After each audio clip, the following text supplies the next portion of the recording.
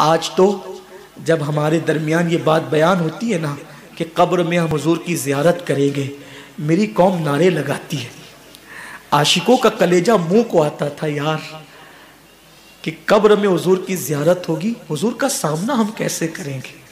इतने पाप करते हैं, हुजूर का दिल दुखाते हैं, हुजूर को अजियत पहुंचाते हैं।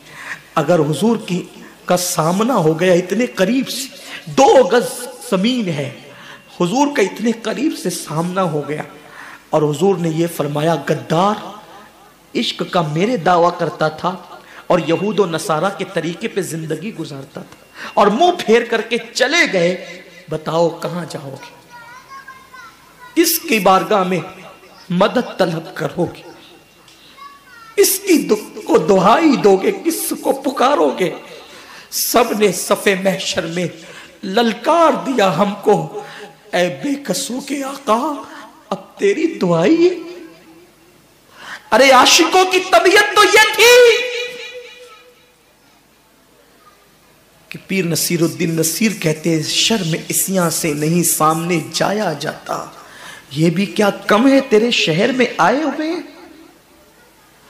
सरकार गौस पाक जब पहली मर्तबा हुजूर के रोजे पर गए तो गौसे पाक रदी अल्लाह ताला 1 सेकंड भी खड़े न रहे और वहां से ये कहते हुए निकल पड़े, अल्लाह इनके सदके मेरी मगफिरत फरमा।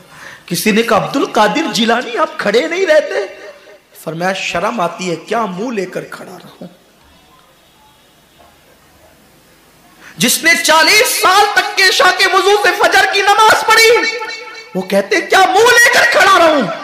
और हम कब्र में ज़ियारत की बात सुनकर नारे लगने भी चाहिए, लेकिन ये एहसास तो हो हमने किया क्या उनकी खुशी का काम। वो कौन सा जुर्म है, वो कौन सा गुनाह है, वो कौन सा पाप है जो हमारी जिंदगियों के अंदर मौजूद है।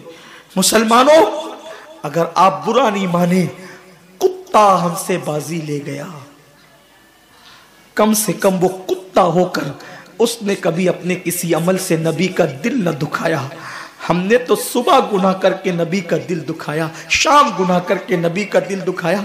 मुसलमानों, हमसे ज्यादा बेगैरत कौन होगा कि हमने सहरी करने के बाद कहा अभी तो फजर को बहुत टाइम है और सो गए। रमजान शरीफ में भी फजर की नमाज छूट दी, थकन का बहाना लेकर बिस्तर में जोहर गंवा दी और असर के आखिरी वक्तों में उठे और कहने लगे कि इफ्तार की तैयारी करो, कब अजान होगी। ये अपनी दिन और अपनी रातें हैं। हाय कैसी गफलत है, किस बला की मैं से है सरशार हम, दिन ढला होते नहीं होशियार हम।